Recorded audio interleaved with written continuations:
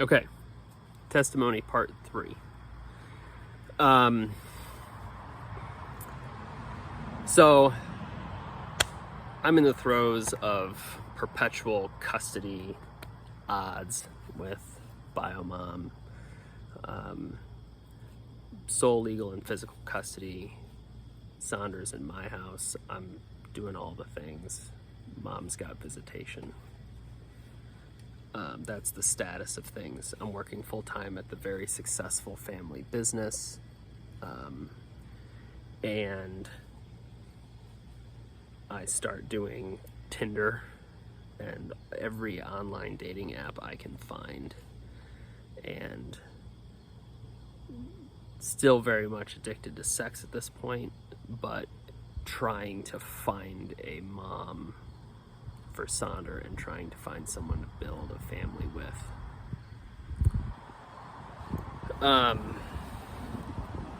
Going to the bar pretty much every night. I started worshiping money, started getting successful at the shop and making a bunch of money, and that started to take over the priority. So Sonder had been the idol, the thing I was worshiping and living my whole life for, and she started to go to the wayside, and money started to be the thing that was going to be able to make everything else in my life successful, including providing for Sonder.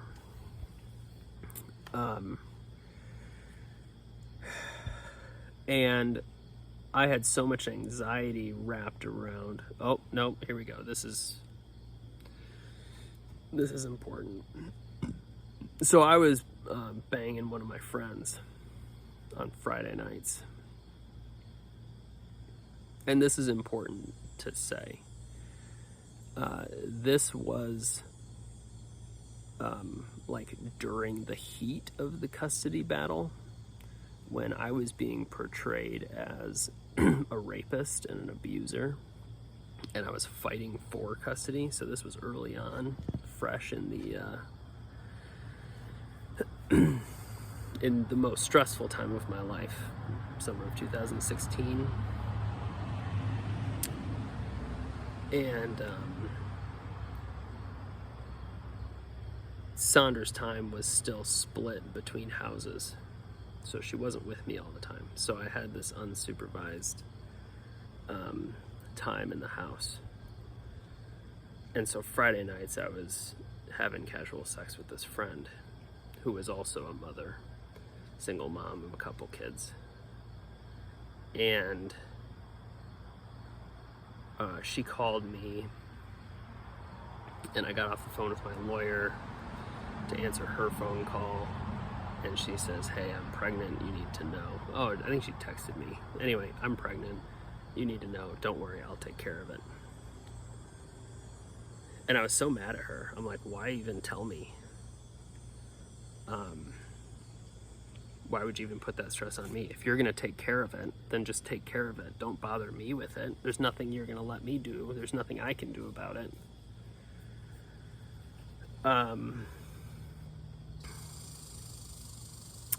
But I'm a good guy, so I called her and I pretended to be all supportive, and I said, let me split the cost with you, or let me give you a ride, or let me help, right?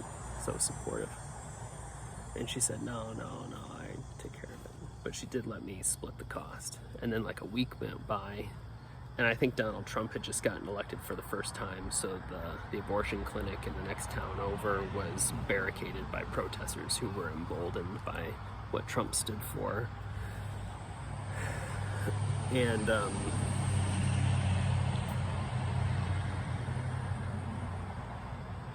And then she had second thoughts. She's like, I think I might just keep it. And I was furious. I was furious because my parents were in the middle of shelling out tens of thousands of dollars. I think the first bill to the lawyer for custody for Sonder was $30,000. They were footing the bill for custody. And here I was about to reveal that I had just knocked another girl up.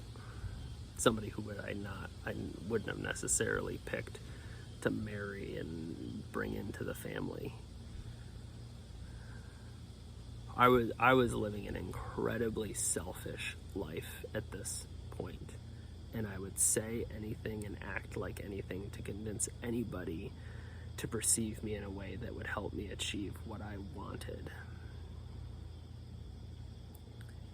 And I thought I was a good guy. I thought I had good morals. I thought I was doing the right thing, and I was so very, very wrong. I was incredibly inaccurately self-assessed, which is very dangerous. And I remember a phone call. Well, I remember an interaction with my mom. I think I was in the driveway at my parents' house, and stress was obvious on my face. And she asked me, "What's going on? Are you okay?" And the truth was, nope, it's not okay. I might have to tell you that there's another baby on the way, and you and Dad are really gonna disown me this time, and this is really gonna burn this whole thing down, and I'm gonna be in so much trouble, and I just can't even imagine the pain that this is going to cause me. And it was written all over my face. And my mom made up an excuse, made up a get out of jail free card for me, and she goes, "Oh, are you just all stressed out about this whole custody thing?" And I broke down and said yes, which was a lie, because really inside I was terrified about having to tell my parents that I had knocked a girl up and that there was another baby on the way that was out of wedlock or whatever. So then this friend says, "Oh, I think I might keep it." And that's when I went on the attack, because there was no way that I was going to allow her to keep that child. And so I did everything I could to convince her to kill it. And I don't even remember what I said, but it was all bullshit. And the moment that she revealed to me that it was done and that she had gone through with the abortion, I ghosted her and put as much distance between me and her as I possibly could. Like, mission accomplished. Whew, just get that out of here.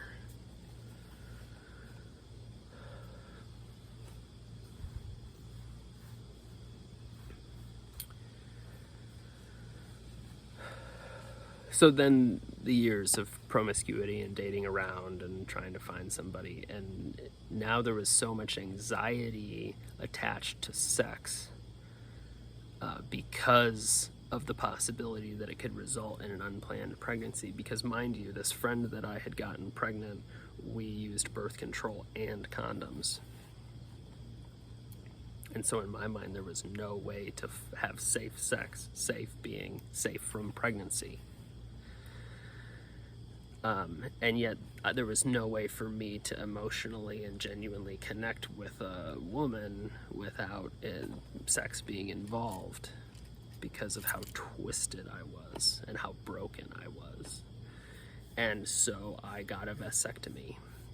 I took control and I took matters into my own hands, and I said, okay, that's it. If I just have surgery and make it impossible for me to reproduce, then I can have sex without the possibility of having an accidental pregnancy, and that will allow me to lower my anxiety level enough in order to be emotionally available and connect with a woman, and that might result in a lasting relationship. And hearing myself say this out loud and listening to how crazy I was makes me want to vomit. And I sold this idea to my friends and my parents and my doctor. And so I did that. Did it work? No. Just ended up continuing to get into messy relationships with weird ladies. So finally I gave up. Finally I'm like, all right, that's it. And I had saved up some money to buy a house. And so I had been searching for houses with 3 bedrooms. A bedroom for me, a bedroom for, maybe like an office, or something else, and a bedroom for Sonder. And a 3-bedroom house is enough bedrooms for a family to bring in a wife, and maybe she's got a kid. I was totally down for her to have a kid. And so we would need an extra room for the kid and whatnot, and that was the plan, a 3-bedroom house. And I changed my filter on the home search to 2-bedroom houses, because if I'm not gonna have a wife, then there's really no need for any more room than that. Just a bedroom for me, a bedroom for Sonder, and then, living room, kitchen, blah, blah, blah. And I think within about a week of changing that search, I met my wife, Marissa, and she came into the bike shop.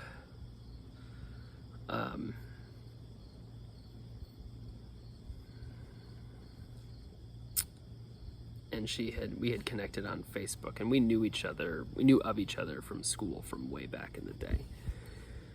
And she's a couple years younger than me. And she also had a kid, Lila, who was 2 years younger than Sonder. And we were in the bike shop, and I had sold her a bike and was fixing her other bike, and she was asking, so is Sonder's mom in the picture? And I'm like, well, that's a conversation for coffee. And so we went out to an 8-hour coffee date that involved dinner. And I think within 3 days, we had decided to really give it a shot at having a long-term relationship. And I think after the first date, she told her sister that she was going to marry me. And somehow I knew right away as well. And the first time that we got the girls together, Lila and Sonder, they were just whoosh. And because of Sonder's disabilities, she was this tall, and Lila being 2 years younger, mind you, Sonder was 4, and Lila was 2, and they were the same height, they wore the same size clothes.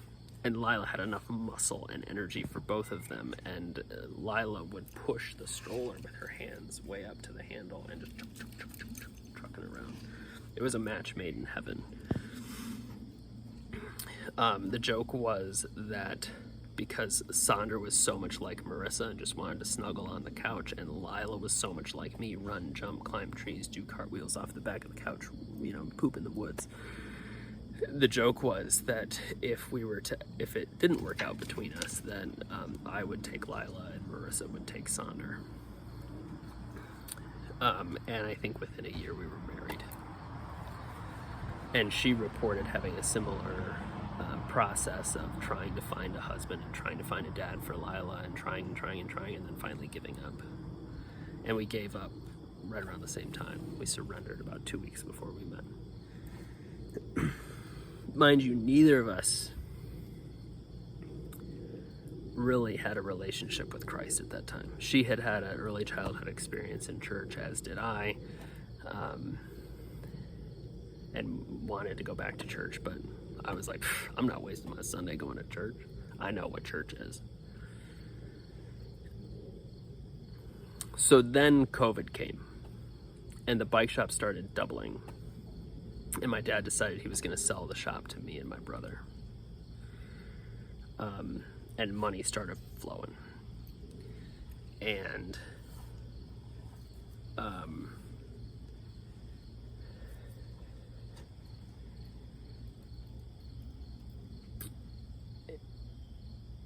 I don't know where you fall on what happened with COVID and what happened with mask mandates and vaccine mandates.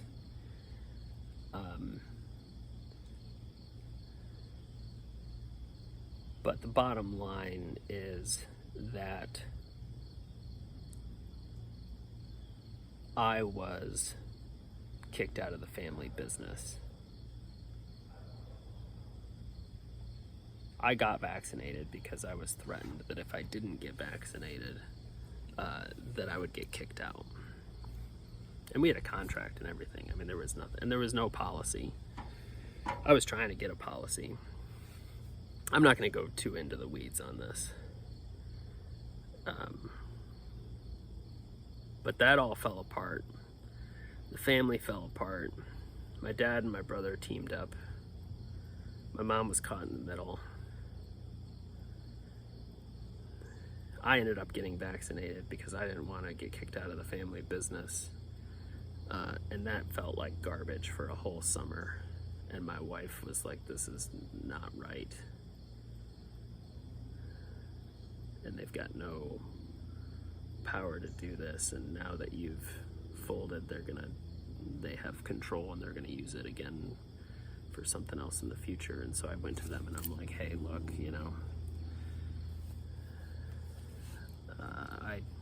I went along with it this time, but if you try to do this again, I'm gonna end up leaving. If you try to kick me out of the business to force me to do something that has nothing to do with our business, then I'll leave. And then it was time to get a booster. And they were like, have you gotten a booster? And I'm like, it's none of your business. And they didn't like that. They wanted to know, and they wanted to tell, and they wanted to control. And my wife and I were like, it's not your call to make.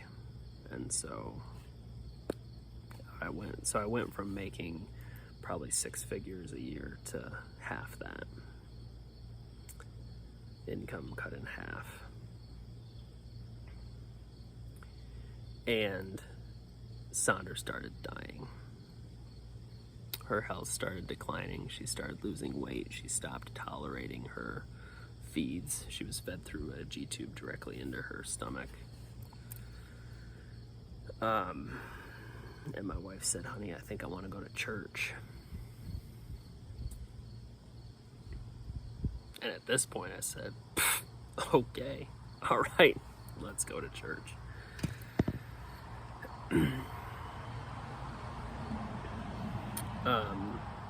And God had placed a couple other people in my life. I had changed careers.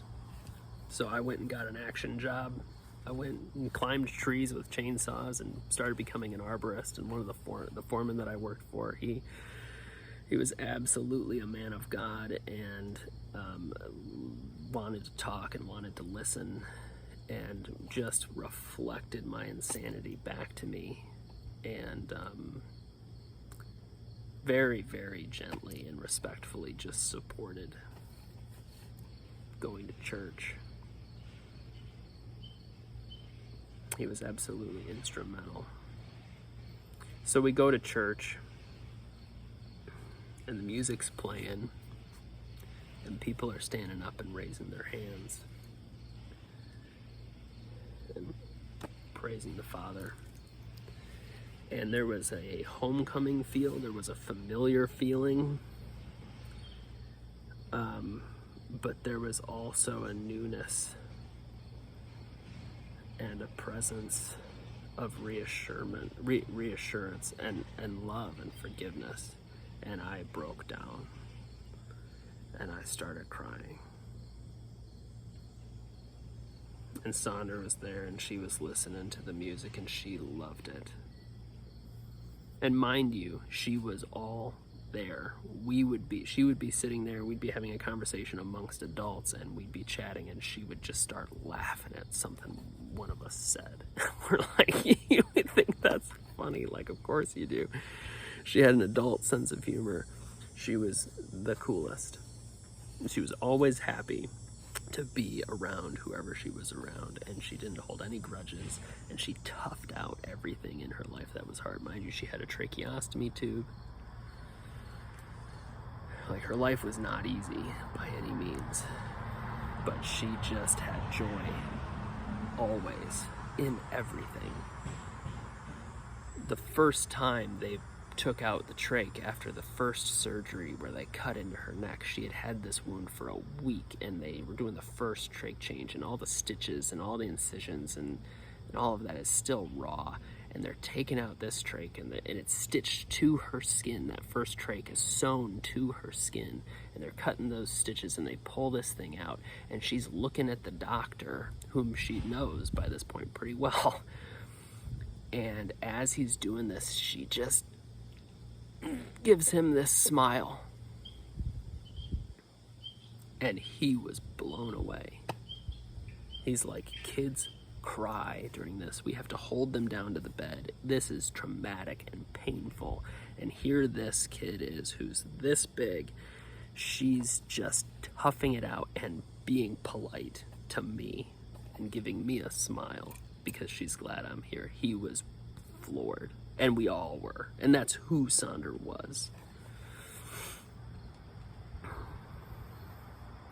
So we started going to church. And I think the second week I went up and talked to the pastor, and I said, hey, I'm paraphrasing. My life's on fire. I just got kicked out of the family business. My parents are looking to get a divorce over this huge family disagreement. My dad's not talking, my brother's not talking to my mom. My dad and my brother might be going to court. My daughter's dying. And he's like, I'm just rattling off all these things, and he's like, any one of these things you just listed, it would be enough to break a marriage. How are you and your wife doing? So, we're married. He's like, well, what do you need? How can we help? And I knew some of the dynamics of God and how he built the world to work. Now, I had studied them and practiced them and heard of them through all these other different religions and perspectives, right? So karma, what goes around comes around. You reap what you sow. Oh, it's a biblical dynamic, but I'm like, we need to start doing good things for other people as much as we possibly can, because we need to earn blessing in return. So I told the pastor, I said, we need to serve. Whatever volunteer opportunities you have, sign me up. We need to be in a small group. We got to have a little community of Christians that we can lean on for support and talk to and pour into. And what I just said, I should give me all of it. And we signed up for all the classes, and we got in a small group, and Sonder died.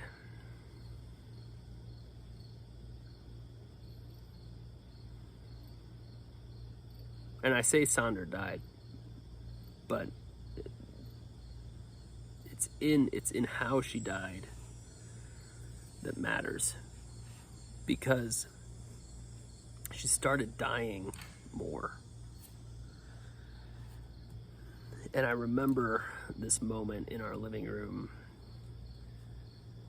It might have been the day she died. And I looked at her, and I realized that she wasn't gonna let go until I got it through my thick head what she had been trying to teach me her whole life.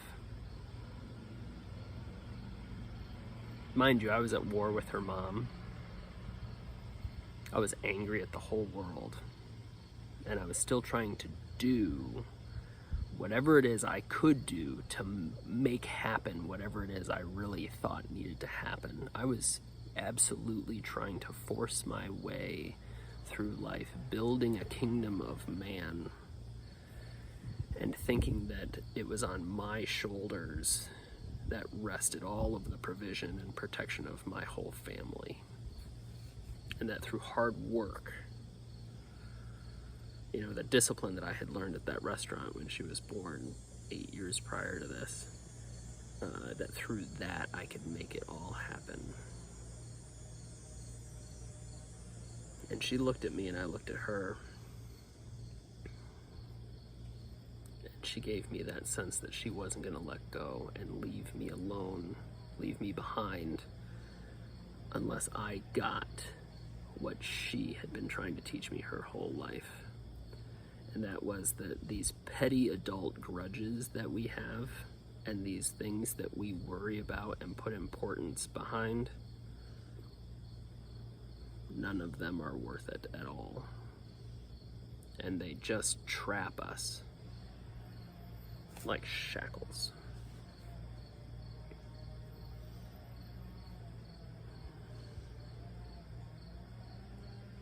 And so I forgave her mother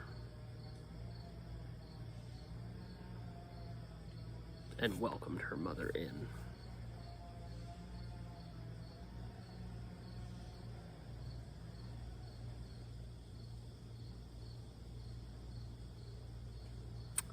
And I let go of my grudge, and Sandra let go of me. And she died.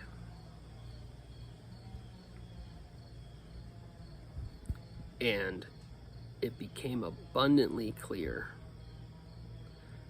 that there was no way that she could possibly have gone anywhere else other than to heaven to be with Christ.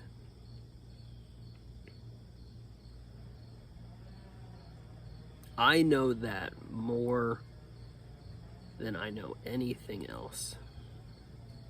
I am more certain about that than I am about anything else. And she had been my idol. She had been the thing that brought meaning to my life. She had been the thing that I was living for, and now she was gone. So like how I had to change my morals when she was born, plastic was evil and I was going to save the environment and save the world, and now here she was. Well, now she's gone.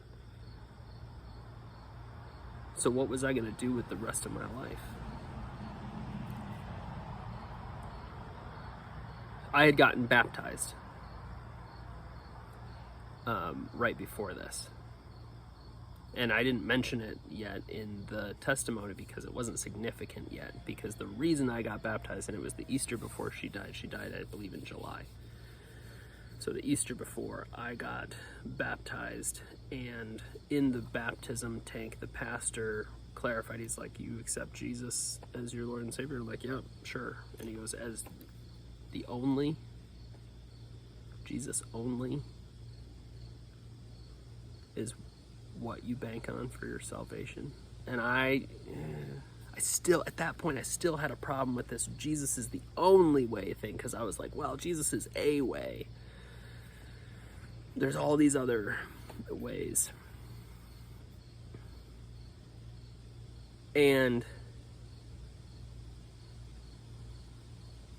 I was getting baptized at that time because that was something that I could do to earn favor, to earn blessing. If I did the things, if I stepped the steps, if I went to church, if I did good things for other people, if I got baptized, then I would earn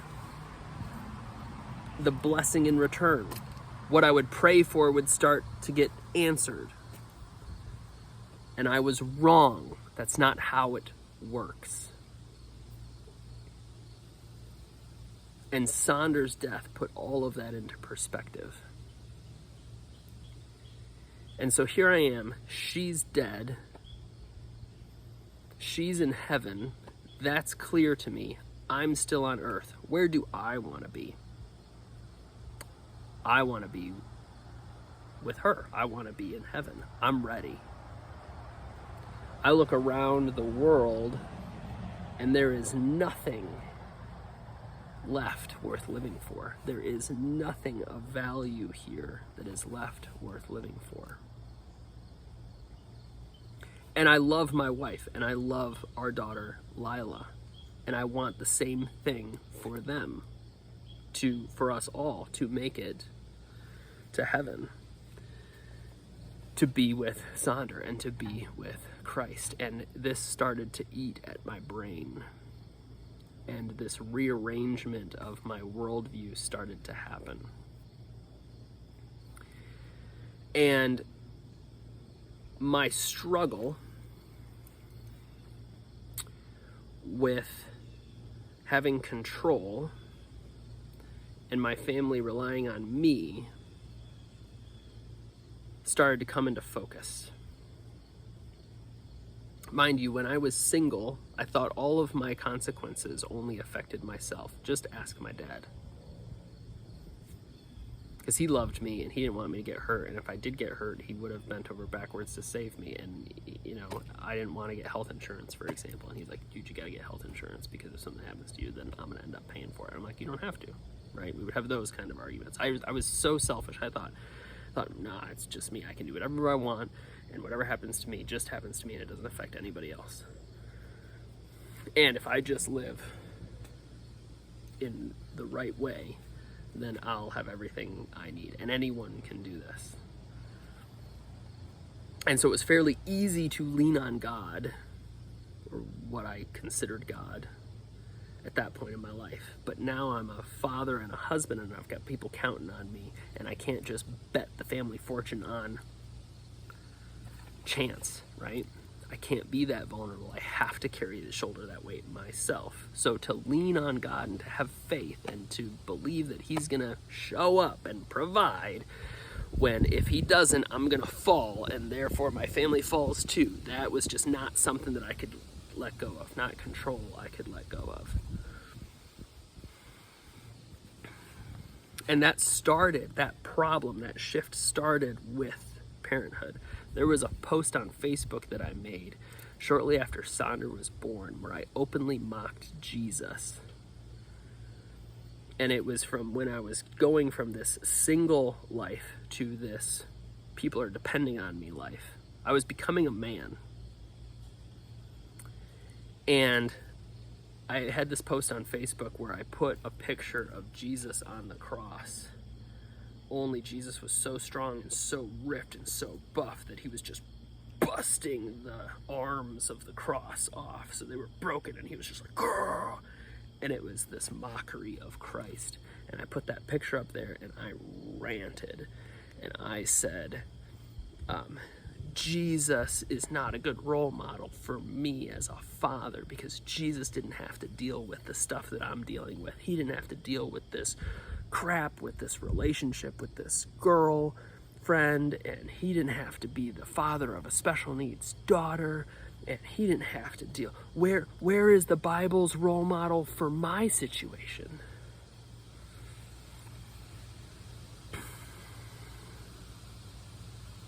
It was shameful.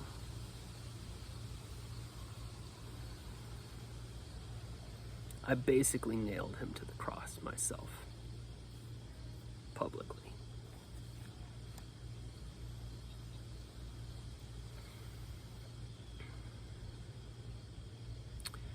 So the Easter after Sonder died, I got baptized again. And I went into that tank and I said, that's it. I have no more agenda. No longer am I trying to build a kingdom of me. I am only going to do that which the Father has for me. And I still didn't know. I was still very much so learning, but I relinquished control officially.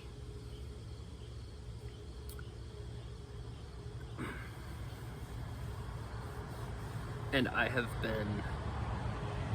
relapsed. This past summer I started worshiping money again, tried to build. Now I own my own tree company with my wife.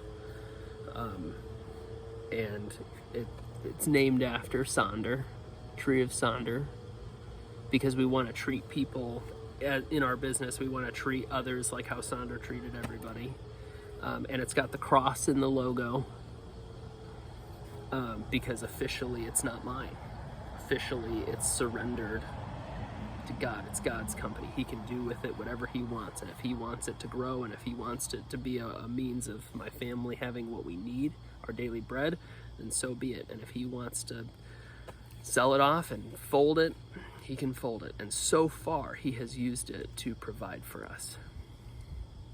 And he's allowed me to use it to go and do some fun things for serving others. We do some disaster relief work, and I would love to do more, as much of that as I can.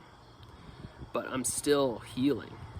I'm still getting my house in order. And so that needs to be the focus.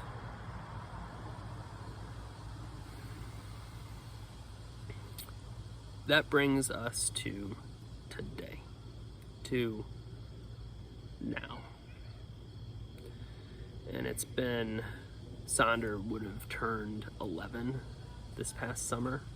It's the first day of fall today. So just a couple months ago, Sonder would have turned 11. She died a week or so before turning 8. So it's been 3 years.